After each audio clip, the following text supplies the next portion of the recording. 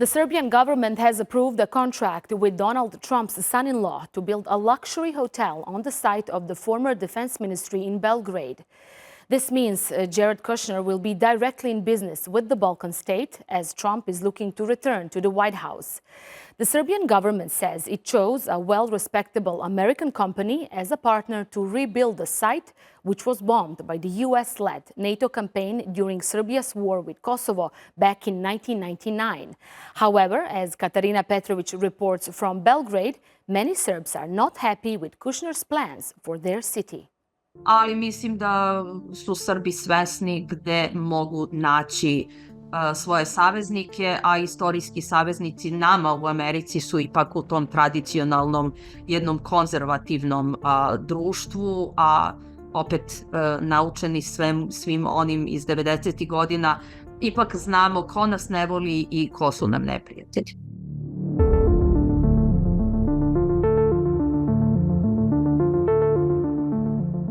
This is central Belgrade, and here is where investment firm Affinity Partners, owned by Jared Kushner, the son-in-law of former US President Donald Trump, will build a luxury complex.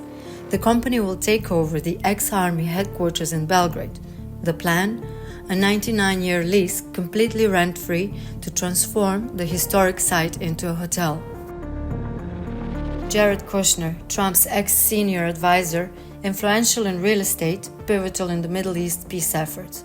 He was born rich and ran the family's business before entering the political spotlight.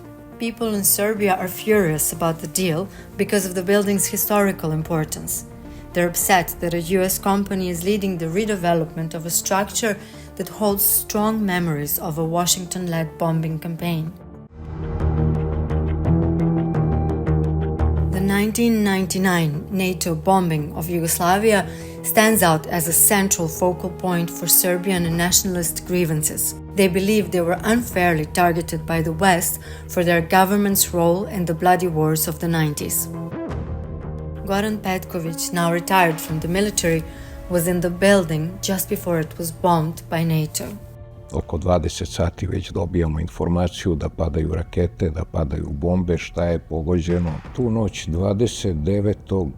na 30. april sam tu 300 metara vazdušnom linijom.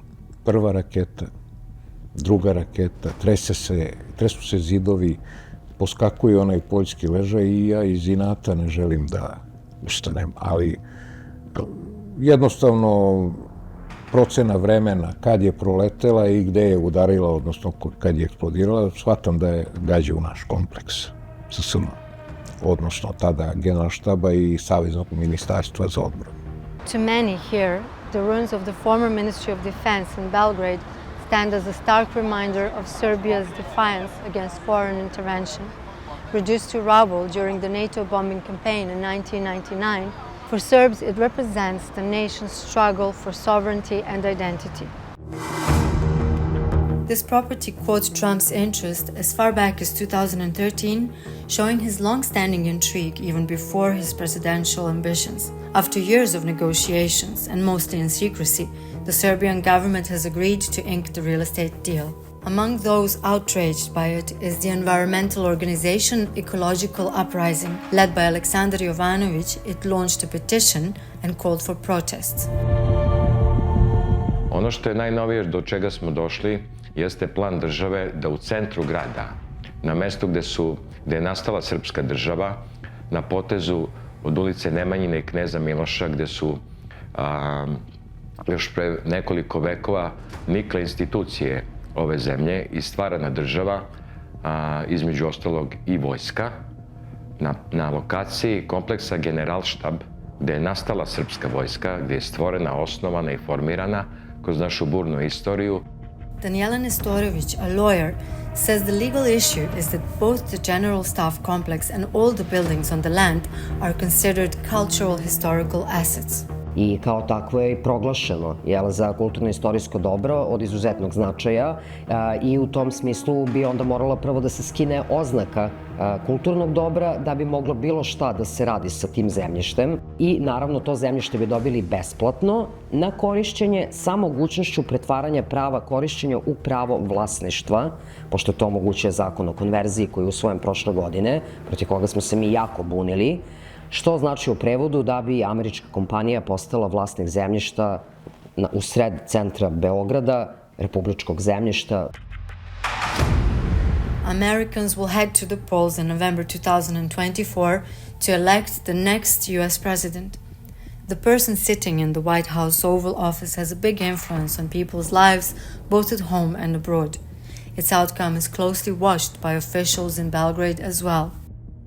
Back in 2016, many conservatives in Serbia were cheering for Trump, and it seems that support hasn't faded. I spoke with Olga Ravasi, a professor of political science from Florida and the founder of the Serbs for Trump 2024 initiative in America. Their campaign officially started in Milwaukee in March and is led by Olga herself.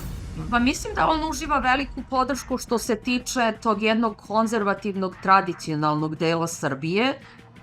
Mislim da su shvatili da prosto u tom nekom najosnovnijem političkom momentu predsjednik Trump nema nikakve aspiracije da Srbiju pritiska, da Srbiju ucenjuje, da Srbiji preti i kao što sam rekla, mislim da je u nekom trenutku najbolje i kada te neko ostavi na miru. I mislim da su to Srbi u Srbiji shvatili i da uživa podršku u narodu. Međutim, ono što je vrlo interesantno je kao što je Amerika polarizovana, tako je polarizovana i Srbija. Srbija je od uvek bila pod velikim pritiscima i to je negde prirodno da velike sile pritiskaju one manje, ali prosto mislim da predsjednik Trump ima jednu drugačiju viziju i Amerike i sveta i to je ono što ljudi podržavaju i zato on ima toliko veliku podršku u narodu. Vuk Vuksanović, a political analyst, believes Trump is a double-edged sword. He says Trump could be the key to breaking the decades-long deadlock between Washington and Serbia. However, there are two types of problems which arise from this. The first one is that Trump does not dwell deep enough into these issues. But problem number two is the potential price that can come from it, because there might be a risk that Trump might be more willing, as a part of this arrangement, to turn a blind eye to many of the democratic transgressions that are being committed by Belgrade or some other local governments. Vuk believes Serbian people who support Trump perceive him to be different from past democratic leaders who were involved in Balkan interventions in the 1990s. Because if you do business with the Democrats who have, to one degree or another, took part in US interventions against Belgrade, particularly the one in 1999, then you risk being butchered by your own public opinion. What will be the US strategy towards the Balkans following the US elections remains to be seen. However, regardless of the outcome, the building of Kushner's compound seems inevitable. Katarina Petrovic, Across the Balkans, Belgrade.